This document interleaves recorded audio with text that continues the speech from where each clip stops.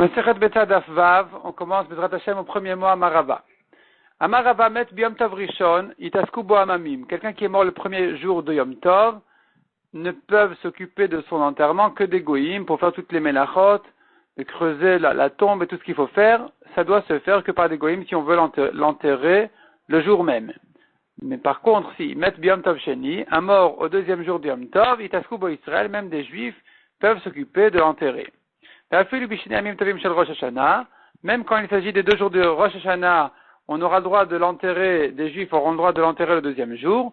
Par contre, en ce qui concerne l'œuf qui a été pondu le premier jour, ici, on n'a pas fait cette coulage sur le deuxième jour de Rosh Hashanah de permettre l'œuf. On ne l'a permis que pendant le deuxième jour de Yom Tov de Chutz La'aretz, comme de Pessah, de Shavuot, de Sukkot, mais Rosh Hashanah, on interdit l'œuf le deuxième jour. Narda et Amre, Af Bebeta. Narda et disent, même l'œuf, il est permis le deuxième jour de Rosh Hashanah. Pas que le mort, mais même l'œuf. Des madater. Car que penses-tu? Tu vas dire que quoi? Qu'il faudra interdire l'œuf le deuxième jour? Dilma me abrele les loul, parce qu'on est dans le doute. Peut-être que loul, il compte un jour de plus. Il y a 30 jours dans les louls, et donc Rosh Chodesh a été reporté au deuxième jour. Donc finalement, Rosh Hashanah, c'est le deuxième jour. Il faudra interdire donc l'œuf. Non, Amar Rav Chinena Bar Kahana, Amar Rav. La Gemara dit ça, on n'a pas à craindre cette situation. Pourquoi on n'a pas à craindre ça? Parce que Rav a dit, Mimot Ezra ve'elach lo matinu elul meubar. Depuis le temps de Ezra, qui était au début du deuxième Beth Amikdash, on n'a jamais vu un elul qui comptait 30 jours. Toujours, Rosh Hashanah était le premier jour et pas le deuxième. Et donc finalement, on ne compte pas à partir du deuxième jour le mois de Tishrei, on le compte toujours à partir du premier jour. Donc ne me dis pas, c'est une seule Kedusha qui est en réalité, le vrai jour c'est le deuxième, et le premier on le garde quand même en tant que Kedusha, et donc on devrait compter ça comme une seule et même Kedusha. Non, c'est pas comme ça.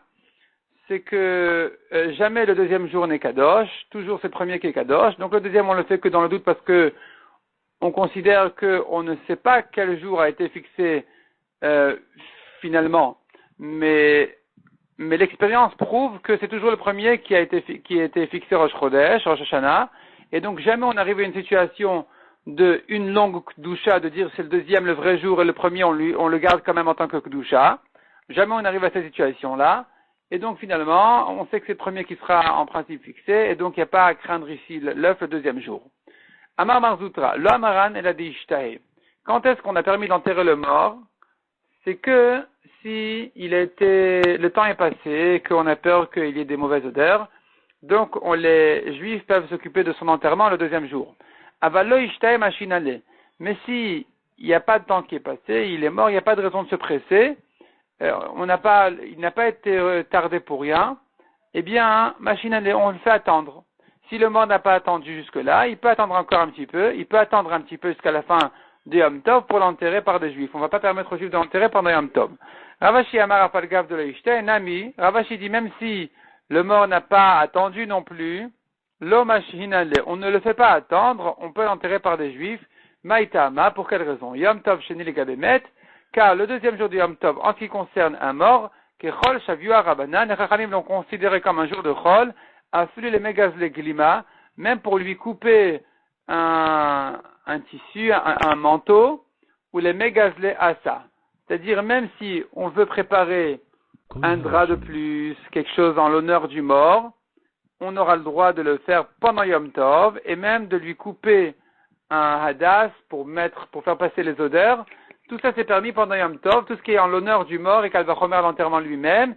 On ne fait aucun calcul de dire il pourra encore attendre, on peut immédiatement s'occuper de lui et l'enterrer même par des Juifs. Le deuxième jour de Yom Tov, et de même pour Rosh Hashanah, le deuxième jour c'est permis. Amar Ravina Vaïdna, Deika Chavre. Ravina dit aujourd'hui qu'il y a une certaine nation, un certain peuple de Rechaïm, du temps de Ravina, qui étaient des gens méchants qui faisaient travailler les Juifs. Alors, Chayshinan, on n'enterre pas pendant Yom Tov, parce que le prétexte de ne pas travailler Yom Tov, c'est de dire c'est un jour de fête. S'ils vont nous voir travailler pendant Yom Tov pour un enterrement, ils vont dire vous avez qu'à commencer à travailler pour nous aussi. Et donc on aura perdu le prétexte, c'est pour ça que on repousse l'enterrement de manière à ne pas avoir de problème avec ces goïms-là. Ravina Avayativ Kamed Ravashi. L'Agmara ici raconte une histoire très, très spéciale. Ravina Avayativ Kamed Ravashi. Ravina était assis devant Ravashi. Bishnei Yamim Tovim Shel Rosh Hashanah. Les 2 jours de Rosh Hashanah.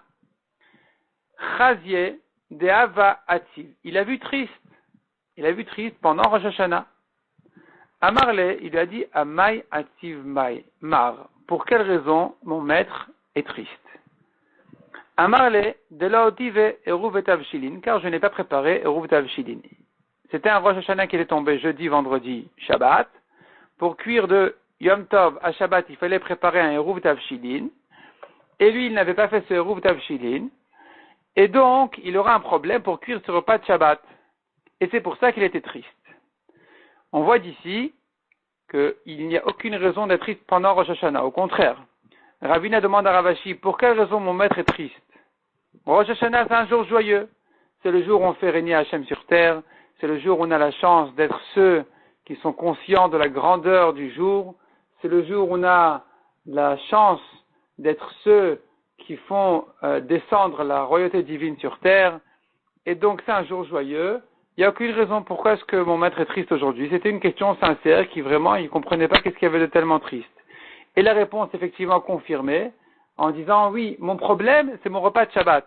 Voilà pourquoi était perturbé Ravashi. Son repas de Shabbat, il a un problème parce qu'il n'a pas fait Eruv Tavshilin. Bon, ça c'est la leçon qu'on apprend de l'histoire. La Gemara continue dans le raisonnement halachique de l'histoire. La Gemara demande, alors il lui a dit, Amarle velotiv maraïdna, mon maître pourrait faire aujourd'hui l'Eruv Tavshilin, aujourd'hui jeudi, tu fais ton Eruv Tavshilin de jeudi, Yom Tov, le premier jour de Yom Tov pour Shabbat. Comment ça se fait? Milam Rava, n'est-ce pas que Rava a dit, Maniach Adam Eruv Tavshilin Yom Tov lachavero, ou maintenant un homme peut préparer son Eruv Tavshilin d'un Yom Tov sur l'autre en faisant un tnaï, une condition, c'est-à-dire, si aujourd'hui on est Yom Tov, si le Yom Tov c'est aujourd'hui jeudi, alors demain c'est Chol. J'aurai pas de problème de cuire pour Shabbat. Si le Yom Tov c'est demain, alors maintenant aujourd'hui on est Chol, jeudi, et je prépare mon Eruv Tavshilin. Alors tu as une solution, pourquoi tu es triste? Amarle, il a répondu. Toute cette conversation était pendant le premier jour de Rosh Hashanah. Amarle lui a dit, Emar de Amar Rava, Bishnei Yamim Tovim Shel Galuyot. Il est vrai que Rava a permis de faire ce système-là de Tnaï, de conditions sur les Eruv Tavshilin, quand il s'agit de 2 jours de Yom Tov, de Chutz La'aretz. Mais Bishnei Yamim Tovim Shel Rosh Hashanah Miyamar, est-ce qu'il va dire de même pour Rosh Hashanah? Rosh Hashanah c'est différent. Les 2 jours de Yom Tov, c'est une Kdusha. Je ne peux pas dire si aujourd'hui oui, demain non, si aujourd'hui non, demain oui, ça n'existe pas. C'est tout ça, c'est le même suivi de Kdusha.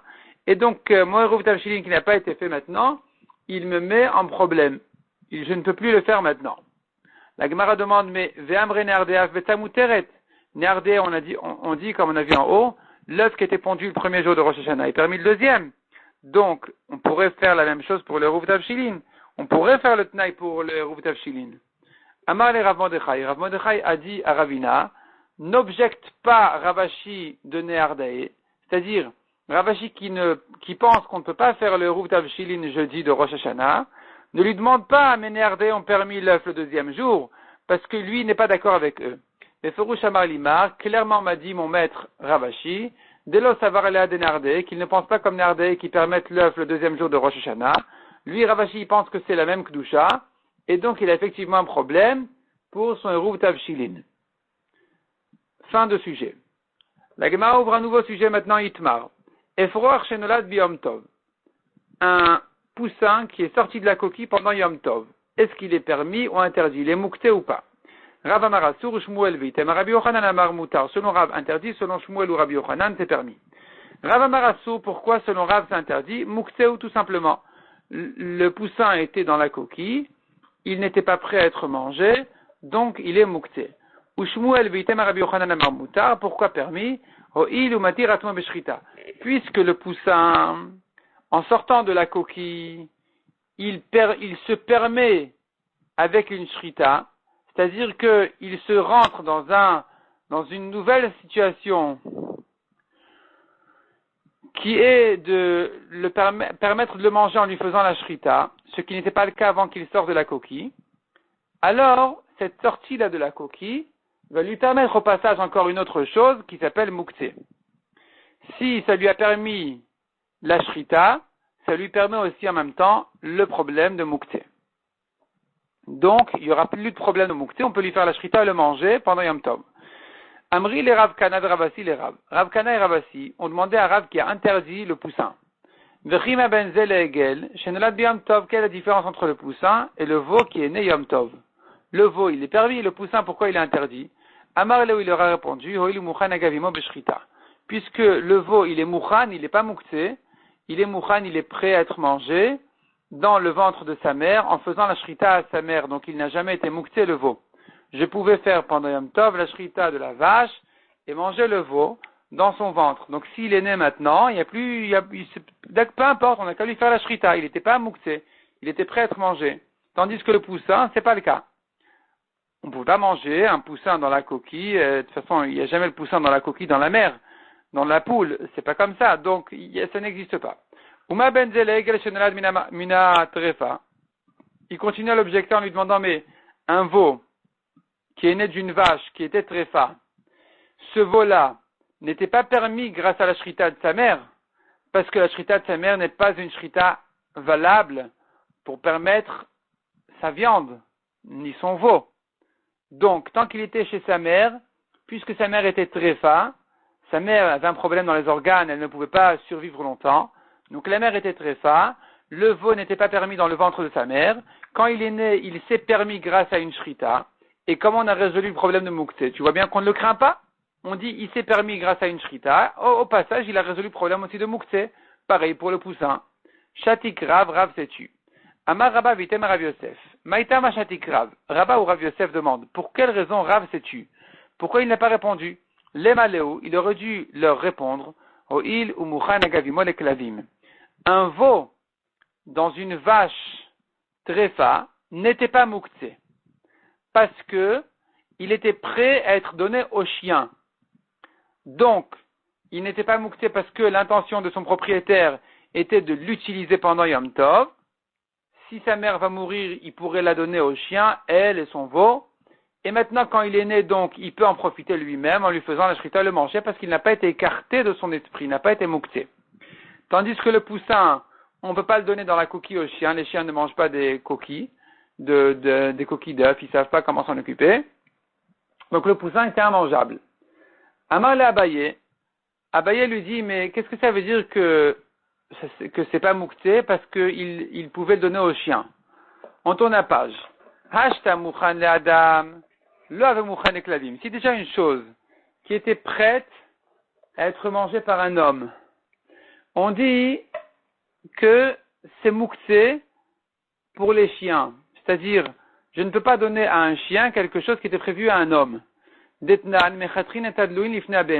le droit de couper les courges devant la vache qui n'arrive pas à s'en occuper. J'ai le droit de couper la courge en petits morceaux pour les préparer à la vache. Ça ne s'appelle pas une réparation ici, malgré que c'est immangeable avant. Il est permis aussi de couper en morceaux la vache qui est morte devant les chiens pour qu'ils puissent la manger. On peut la couper en morceaux, il n'y a pas de problème de muktzeh, même si hier elle était en bonne santé, et qu'il pensait la manger lui-même, il pensait pas la donner au chien, j'ai pas de problème de muktzeh. Rabbi Yehuda Omer, Imla et Anevela Me'erev Shabbat Asura. Rabbi Yehuda dit si elle n'était pas morte avant Shabbat, elle est interdite, on ne peut pas s'en occuper pour les chiens pendant Shabbat, les fiches Enamina Mouchan, car elle n'a pas été prévue à ça. Donc si tu me dis, selon Rabbi Yehuda, qu'une chose qui n'a pas été prévue au chien, une chose qui était prévue à un homme, elle est muktzeh pour les chiens, je ne peux pas la préparer aux chiens pendant Shabbat, c'était pas prévu à ça. Alors tu veux me dire qu'une chose qui a été prévue aux chiens avant Shabbat, ça peut devenir prévu à un homme pendant Shabbat? Comment ça se fait que le veau qui était dans sa mère tréfa, qui n'était prévu finalement que, pour l'instant, que pour les chiens, elle était tréfa, la mère en tant que tréfa ne peut être mangée que par des chiens, disons, et tu me dis que maintenant quand le veau est né, eh bien tout d'un coup, il y a une nouvelle option maintenant, c'est de le manger lui-même. Mais il n'y a rien de plus muktzeh que ça. Il n'était destiné que pour les chiens avant Shabbat. Or, quelque chose qui était destiné à un homme, tu me dis on ne peut pas la faire descendre au chien, alors qu'elle va remettre quelque chose qui n'était destiné qu'au chien, qu'on ne peut pas l'utiliser pour un homme. Répond, donc Mouchan et Klavim avait, avant la réponse, la Gemara termine la question, Mouchan et Klavim avait Mouchan et Adam, une chose qui n'était prévue que pour les chiens, comme ici le veau de la tréfa, de la vache tréfa, est-ce que tu veux me dire que c'est prévu aussi pour un homme et que c'est pas mouxé? On pourrait faire la shrita de ce veau-là. Amar le in, il a répondu, oui, c'est effectivement comme ça. Mouchan et Adam, love et Mouchan et Klavim. Une chose qui était prévue pour un homme n'est pas prévue pour les chiens du tout. Pourquoi? Car ce qui est prévu pour un homme, ce qui est prêt à un homme, le shadel le klavim, il ne va pas le jeter au chien. Quelqu'un qui a une bonne vache, il pense à manger, il pense pas à la donner au chien. Si elle est morte maintenant tout d'un coup pendant Shabbat, eh bien, je ne dis pas elle était prévue au chien depuis le début. Pas du tout. Il pensait la manger lui-même. Il pensait pas la donner au chien. La donner au chien, pour ça, elle est mouktée. C'est une nouvelle chose qui n'a pas été prévue avant Shabbat, c'est mouktée. Il était écarté de son esprit que de donner sa vache au chien. Il pensait la manger lui-même. Par contre, dans l'autre sens, Mouchan et Klavim avait Mouchan et Adam. Quelque chose qui était prévu pour les chiens et qui, bonne surprise, tout d'un coup, il peut l'utiliser lui-même, eh bien, ça s'appelle que ça a été prévu pour lui aussi. Il y pensait aussi. Des dates et des inish, à kol mide de chazile, car un homme pense à tout ce qu'il peut manger. Même une chose qui aujourd'hui n'est prévue que pour un chien, il se dit que si ce veau-là va quand même naître, il pourra lui-même en profiter. Donc, si c'est ce qui s'est passé, le veau est né, eh bien, il pourra en profiter en lui faisant la shrita. Je ne dis pas c'est une surprise, c'était pas prévu comme ça. Si c'était prévu, il avait pensé à ça aussi. Et donc, la Gemara, finalement, tout ça c'est pour dire que Rav avait une bonne réponse à l'objection qu'on lui a faite. On lui a dit pourquoi tu interdis le poussin alors que le veau d'une vache tréfa il est permis.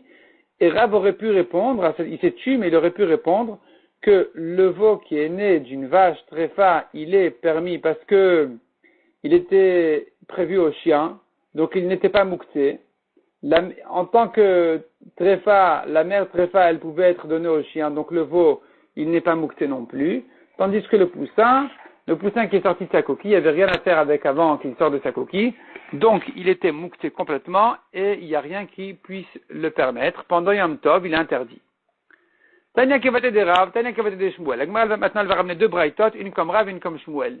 Veitem Rabbi Yochanan, donc une comme Rav qui interdit et une comme Shmuel ou Rabbi Yochanan qui permet. Tanya Kevate de Rav, première braïta comme Rav qui interdit, égal Shenolat Biyom Tov Mutar, un veau qui est né Yom Tov, il est permis. Et Foar Shenolat Biyom Tov, Assour, un poussin qui est né pendant Yom Tov, il est interdit. Ou Me'efresh Benzeleze, quelle est la différence? Zemouchan Agavimo Beshrita, le veau, il était prêt déjà à être mangé dans le ventre de sa mère grâce à la shrita, donc il n'est pas mouktsé, il était prévu à être mangé. Veze Mouchan Agavimo, tandis que le poussin n'était pas prêt à travers sa mère, il n'y avait rien qui ne l'avait préparé à être mangé, donc maintenant quand il est né, c'est une nouvelle chose, il est mouxé, il est interdit.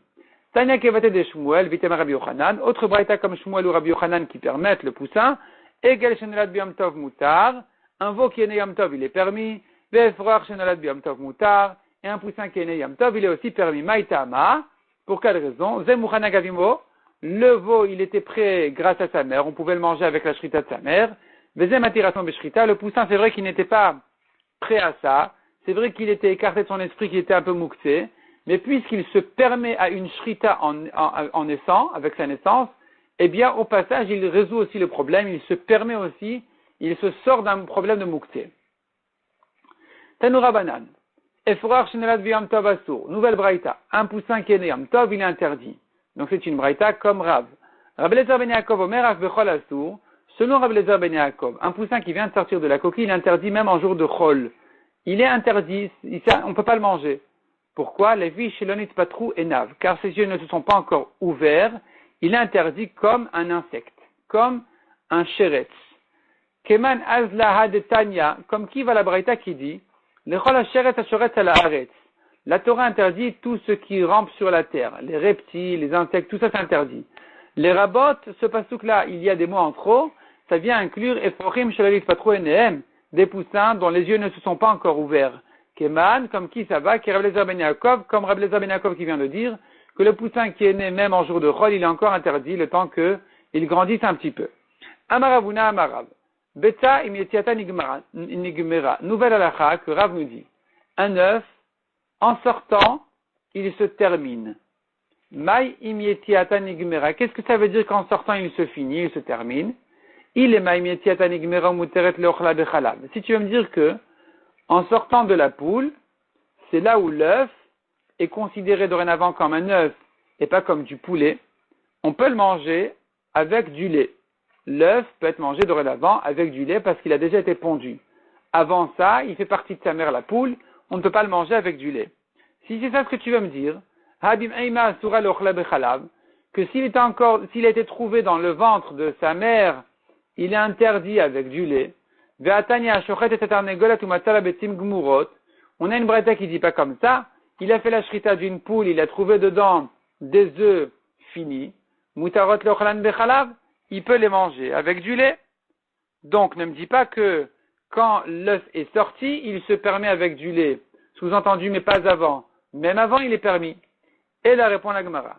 Imietiata nigmera ou muteret leochla biyom tov. L'œuf, en sortant, il se termine, il est fini, et on peut le manger pendant Yom Tov, c'est-à-dire que s'il a été pondu avant Yom Tov, c'est là où il est permis d'être mangé pendant Yom Tov. Si tu veux dire que si tu l'as trouvé dans le ventre de la poule, pendant Yom Tov, tu as fait la shrita de la poule et tu as trouvé dedans des œufs, alors tu n'auras pas le droit de les manger pendant Yom Tov. Ve'atanya, on n'a vu pas comme ça. Il a fait la shrita d'une poule et il a trouvé des œufs finis dans la poule. Mutarot l'ochlan b'yom tov, il peut les manger pendant Yom Tov. Si tu veux me dire, cette braïta là vient nous apprendre une halakha qui n'a pas été apprise dans les Mishnayot, donc on ne tient pas comme cette braïta, parce que dans les Mishnayot, on n'a jamais vu une chose pareille de permettre les œufs qui ont été trouvés dans la poule après la shrita. Donc il faudrait les interdire jusqu'à qu'ils naissent avant Yom Tov, enfin qu'ils sortent de la poule avant Yom Tov. Anamitanina, c'est pas vrai, on pourrait l'apprendre de notre Mishnah, qu'un œuf qui a été trouvé dans la poule, il est permis pendant Yom Tov. Parce que qu'est-ce qu'on a dit dans notre Mishnah? On a dit beta shenolda b'Yom Tov, l'œuf qui a été pondu pendant Yom Tov, bet shamay omrim te'achel ou bet ilel omrim lo te'achel. Machloket bet shamay bet ilel si on peut le manger ou pas. Ve'ad kan oblige bet shamay ou bet ilel, jusqu'ici leur machloket n'est que dans le cas et la benolda, que si l'œuf est sorti pendant Yom Tov. Aval bim eiman, mais si on l'a trouvé dans la poule, d'ivrei akol, sharian, selon tout le monde, il est permis, même bet ilel vont le permettre. Ils n'ont interdit que s'il est sorti pendant Yom Tov. Mais s'il était trouvé dans la poule, on devrait le permettre. Vechitema, si tu veux me dire non, Bet Hillel, afilu bim eiman amiasre. En principe, Bet Hillel, il interdit même quand l'œuf a été trouvé dans la poule. Et la raison pour laquelle on a parlé d'un œuf qui a déjà été pondu, le diacha koran de Bet Shammai, c'est pour t'apprendre la force de Bet Shammai, d'afilu nolda namisharu, qui même si l'œuf a été pondu, on le permet quand même. On dit pas ça fait partie de la poule, enfin, on dit pas ça fait plus partie de la poule. Non, il est permis. Il est permis. Même Bet Shammai permet même s'il est déjà né. C'est-à-dire, il était pondu. C'est-à-dire comme ça. Notre Mishnah parlait d'un œuf qui était pondu. Il en est de même s'il était trouvé dans la poule. Selon Bet Shammai, dans tous les cas, c'est permis. Selon Bet Hillel, dans tous les cas, c'est interdit. La raison pour laquelle on a parlé d'un œuf pondu, c'est pour m'apprendre la force de Bet Shammai, qui même s'il a déjà été pondu, Bet Shammai le permet. La Gemara dit, on ne peut pas dire comme ça. Et là, Detania, si c'est comme ça que tu veux dire, la Braïta qui te dit, Ashochet et tatarnegol et tumatzala betim gmurot, celui qui a fait la shrita d'une poule, il a trouvé dedans des œufs finis, mutarot l'ochlan biyom tov, il a le droit de les manger pendant Yom Tov, Braïta claire. Mané comme qui va cette Braïta? Lo Bet Shammai, le Bet Hillel. D'après toi, elle est ni comme Bet Shammai, ni comme Bet Hillel, parce que selon Bet Shammai, eh bien, c'est pas la peine de parler d'un œuf qui a été trouvé dans la poule. Même s'il a été pondu, il est permis. Et si c'est comme Bet Hillel, tu es en train de me dire que c'est interdit. Donc, on ne peut pas dire comme ça. On est bien obligé de dire que Bet Hillel n'ont jamais interdit un œuf qui a été trouvé dans la poule. Ils l'ont interdit que s'il a déjà été pondu. Et donc, si c'est comme ça, on ne peut pas expliquer ce qu'on a vu en haut, que un œuf qui a été pondu, il est fini. Et on voulait dire, s'il a été pondu avant Yom Tov, il est fini, il est permis. Sinon, s'il était trouvé dans la poule, il est interdit. C'est pas vrai, selon tout le monde, il est permis s'il était trouvé dans la poule. Alors pourquoi tu me dis que c'est que s'il était pondu avant Yom Tov qu'il est fini, il est permis? Non, même s'il était trouvé dans la poule, il est encore permis. Et là, il faut expliquer autrement, dit la Gemara. On n'est pas en train de parler de Yom Tov, on est en train de parler d'une question de commerce. L'œuf, quand il est sorti de la poule, Nigmera, ça y est, il est fini. Et dans quel sens il est fini? Que de là pourra sortir un poussin. Bim'eima, mais si tu as trouvé un œuf dans la poule, eh bien cet œuf-là ne pourra jamais faire un poussin. Quelle importance pour le commerce? Quelqu'un qui veut acheter un œuf qui va faire des poussins, il faut lui donner un œuf qui a été pondu et pas un œuf qui a été trouvé dans le ventre de la poule après la shrita. La Gemara raconte là-dessus une histoire. Elle renforce donc cette halakha, cette explication par une histoire. Kiyaoudé Amar Leou, un homme a dit, Be'e de Pachia Leman, qui est-ce qui peut me vendre des œufs qui ont été pondus par une poule? Pachia, ça veut dire cri, une poule qui a crié à sa naissance, qui a fait un bruit, elle est vivante, et donc je cherche des œufs qui ont été pondus par une poule vivante. Yavou Bede Shruta, on lui a vendu des œufs qui ont été trouvés dans une poule après la shrita. Atalek Amed Rabbi Ami, il est venu chez Rabbi Ami en lui disant, écoute, il n'y a aucun poussin qui est sorti de là, c'est pas ce que je voulais acheter. Amar Leu Mekartaoutu Vehadar, il leur a dit, c'est une vente en erreur, et donc il récupère son argent, et vous reprenez l'œuf, c'est pas ce qu'il voulait acheter. Pshita, c'est évident, il a dit clairement, donnez-moi des œufs d'une poule vivante, pas d'une poule morte. Répond la Gemara Maodetema, Haïla Achila Kabaileu. En réalité, cet homme-là, il cherche pas des œufs pour des poussins. Il veut les manger. Veille des kamar des pachia. Pourquoi il a parlé d'une poule vivante? Mishum des trivan. Parce que l'œuf, il est plus mûr s'il a été pondu par une poule vivante que s'il a été trouvé dans la poule après la shrita. Et donc, ça s'appellerait pas mekartaout. Ça s'appellerait que ce qu'il a acheté, il a acheté. C'est vrai que c'est un peu de moins bonne qualité, mais c'est quand même assez mûr. C'est quand même assez bon comme œuf. Les mainafkamina, les mitva, les bene bene. La différence serait que, qu'est-ce qui sortirait de là? C'est qu'il faudrait lui rembourser la différence. C'est pas un œuf extra qui a été pondu, qui a été vraiment bien fini. C'est un œuf qui est quand même bon à manger, mais il est pas aussi bon que s'il avait été pondu. Donc je te rends la différence entre le meilleur et le moins meilleur. Kamash Malan, que c'est pas du tout ça. Il dit, c'est pas du tout l'œuf que je voulais acheter. Je ne voulais pas le manger du tout, je voulais un poussin.